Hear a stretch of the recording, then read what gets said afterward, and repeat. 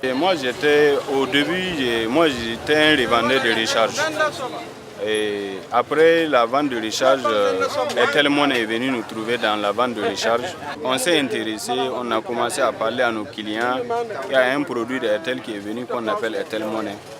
Et bon, puis petit à petit, les comptes, on a créé des comptes chez nos clients et on a commencé à approvisionner.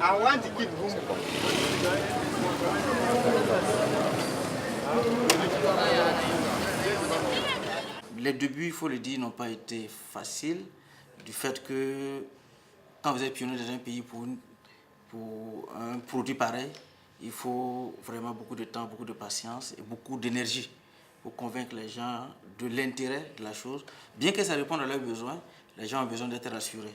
Ce qui fait qu'au début, on a fait beaucoup d'éducation sur le terrain, on a mis beaucoup de personnes sur le terrain pour éduquer les populations, pour les sensibiliser, les faire comprendre que Airtel étant opérateur de téléphonie, c'est tout de même faire de la finance, parce qu'au lieu d'aller directement pour faire de la finance soi-même, Airtel s'est associé à la première banque qui opère au Burkina, qui est Ecobank, qui ensemble on est allé voir la Banque centrale, qui nous a donné l'autorisation de le faire.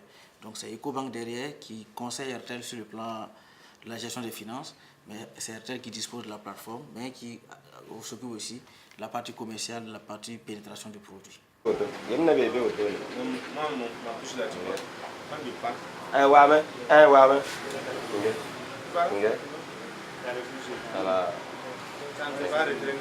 Airtel Money contribue au développement d'un pays en ce sens que ça permet la rapidité des transferts, voilà, et puis aussi la fiabilité aussi.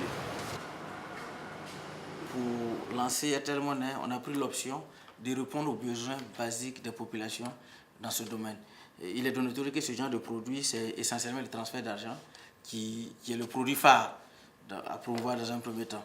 Donc, on est parti du principe comment se fait les transferts d'argent au Burkina Faso. Essentiellement, les transferts domestiques, ça se passe généralement à travers les transports, les compagnies de transport qui tenaient le plus grand du marché.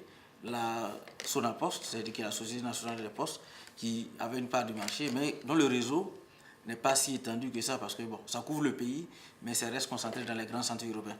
Et maintenant, il y a les banques, etc., qui ne sont pas tellement utilisées comme produits de transfert, mais qui concentrent une petite partie de la population, moins de 10% des acteurs économiques qui passent par ces circuits.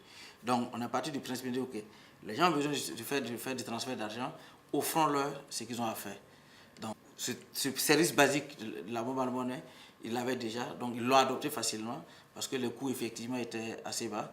Et ce que je peux dire paradoxalement, ça a été plus adopté en milieu rural qu'en milieu urbain.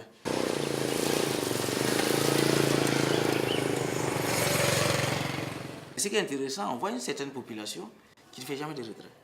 Et quand on essaie d'analyser au fond, c'est les petits commerces, les détenteurs de petits commerces, les vendeurs ambulants, qui le soir en entrant, son petit bénéfice de la journée, dépose dans son compte Airtel Money comme du saving.